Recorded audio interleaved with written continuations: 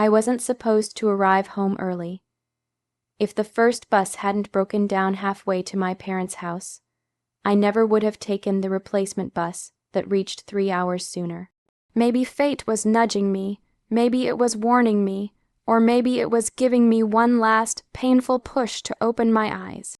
Snow crunched under my shoes as I approached the front steps, cold air filling my lungs. The warm glow leaking through the living room curtains almost felt comforting, almost. I reached for the doorknob, but just as I turned it, a burst of laughter erupted from inside. Then I heard my name. "And when they sit down?" My sister Lena said, her voice dripping with excitement, "I'm going to bring up that failed job interview. Ugh, I can't wait to see their face. It's going to be hilarious." My fingers froze on the doorknob, and I'll mention the breakup. My cousin added with a snicker, "They think no one knows the full story. This will be the perfect moment to accidentally bring it up." More laughter. Cruel, sharp, confusion struck first, then dread. I stepped back slowly, letting the door rest against the frame before it could creak. My heartbeat thudded in my ears as I moved toward the side hallway window, just enough to hear without being seen. My father's voice came next, amused but cold. "They always walk around feeling important. A little embarrassment will remind them they're not above anyone." My mother chimed in, sounding disturbingly pleased. "Honestly, they need it. They act gentle and quiet, but deep down they think we owe them something. This will be good for them, a reality check." Reality check. My breath tightened. The conversation flowed freely, like they had rehearsed it. Every plan revolved around one goal, humiliating me during Christmas dinner. They talked about my job, my personal life, past mistakes, and things I trusted them with. They treated my vulnerability like entertainment. "We'll do it at dinner," my aunt suggested, "when everyone's watching. Perfect timing, more laughter." Every word stabbed deeper than the last. Not one person objected. Not one defended me. These were people I grew up sacrificing for. People I ran to whenever they needed support emotionally, financially, physically. And here they were, plotting, smiling, excited to tear me apart. I stepped away slowly, my hands trembling but my steps controlled. My chest felt hollow, like someone had scooped out everything soft inside me and replaced it with cold air. There is a moment when something inside you breaks, not loudly, not violently, but quietly, like a candle being blown out. That was the moment for me, and in the empty darkness that followed, something new began to burn. Not anger, not revenge, clarity, a clarity that whispered, "This Christmas will not go the way they planned." I closed the door to the small room my mother still called temporary, even though I had slept in it for years.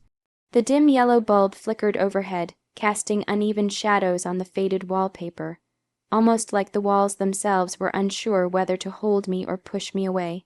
I sat on the edge of the narrow bed, the springs creaking under my weight, and exhaled slowly. The sound that left my chest wasn't truly a sigh, it was something heavier, exhausted, ancient. It carried the weight of years, years of pretending, years of hoping things would be different, years of convincing myself that family meant love even when all evidence proved otherwise. Hearing them mock me today wasn't an isolated wound. It was salt poured into scars I had collected since childhood.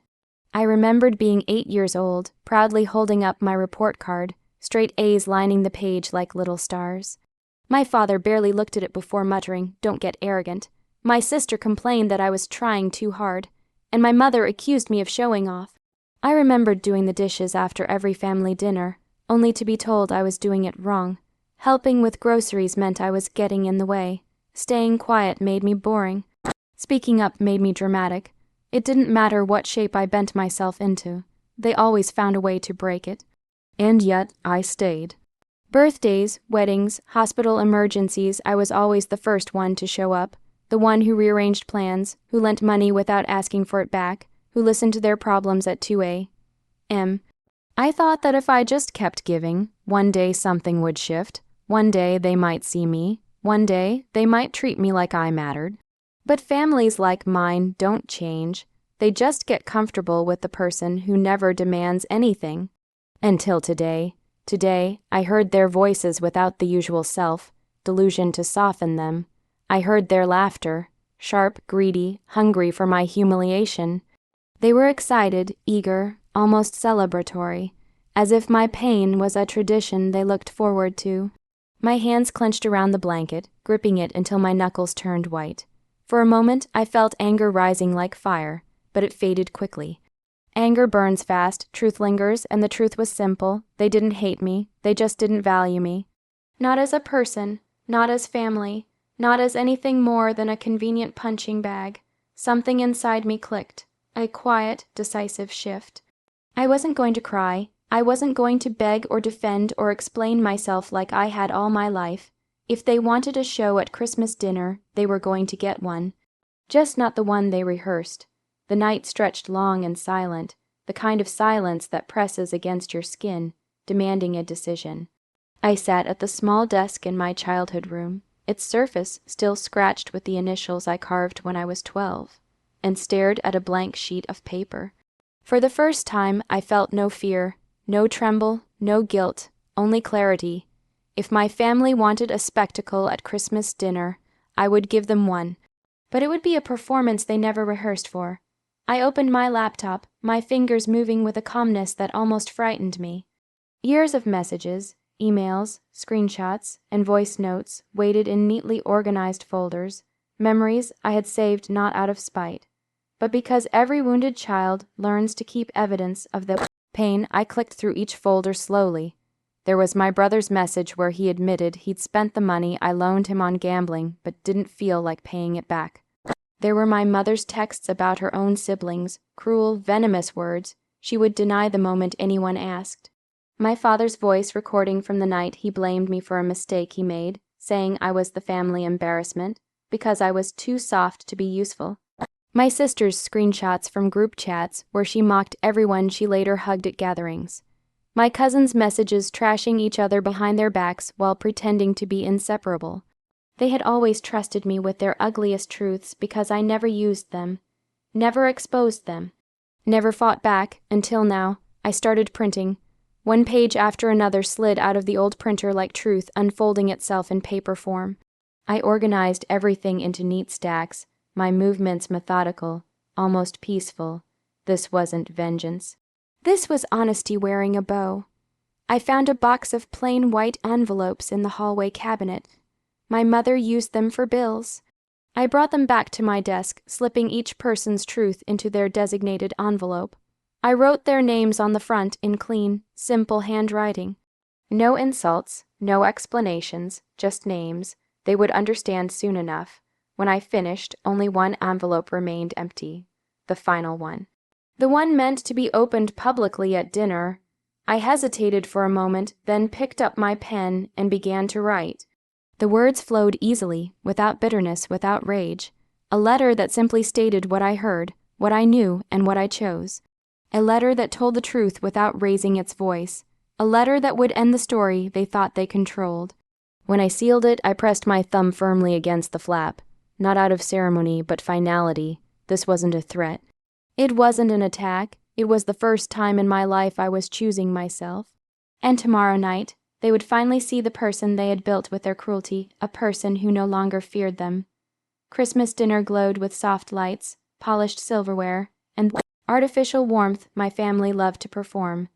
The air smelled of roasted turkey and cinnamon candles, comforting scents that tonight felt like nothing but camouflage.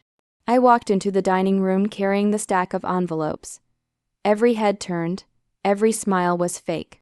My mother's voice came first, coated with sugary poison. "Oh good, you made it on time. We were just talking about you." Of course they were. I slid into my seat, the wooden chair colder than I remembered. My hands rested calmly in my lap as their eyes flicked between each other, silently preparing the ambush they thought would unravel me. But tonight they weren't the hunters. Before we eat, I said quietly, I brought gifts. The words landed like a small stone in still water. Everyone looked at the envelopes as I passed them around. Confusion rippled across their faces, followed by curiosity, because no one can resist opening something addressed to them. My cousin tore hers open first. Her expression collapsed instantly, "What, where did you?" she stuttered, her voice shaking as her eyes scanned the printed screenshots. My sister opened hers next and gasped, color draining from her face as her own cruel words stared back at her from the pages. Things she had said about every person sitting at the table. My father's jaw tightened as he read the transcript of the voice recording he had forgotten existed. The one where he blamed me for his mistake. My mother covered her mouth with trembling fingers as she stared at the paragraph she'd written, calling her own relatives vultures. She looked around the room in panic, suddenly realizing everyone else had the exact same kind of envelope. "The room erupted. You said this about me. That's not yours to share. You betrayed me. You're one to talk. You wrote worse." Their voices overlapped, fury striking like lightning bolts across the table. For the first time in years, they weren't united. They were exposed, and I hadn't said a single word yet. My father slammed his hand on the table. "What is the meaning of this?" I slid the final envelope, the one meant for everyone, toward him. He ripped it open. My letter was short. "This is not revenge. This is the truth you keep hiding from each other. I heard your plan to humiliate me tonight. So before you could tear me apart, I simply held up a mirror. I'm leaving after this dinner. Heal if you want. Destroy each other if you choose. I'm finally choosing me." Silence wrapped the room like thick fog. I stood up slowly, gracefully. "No anger, no tears, no shaking. Enjoy dinner," I said softly, then I walked out.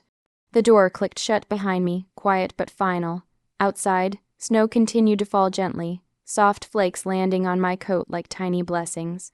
I didn't look back, not once, because some doors, once closed, should never be opened again,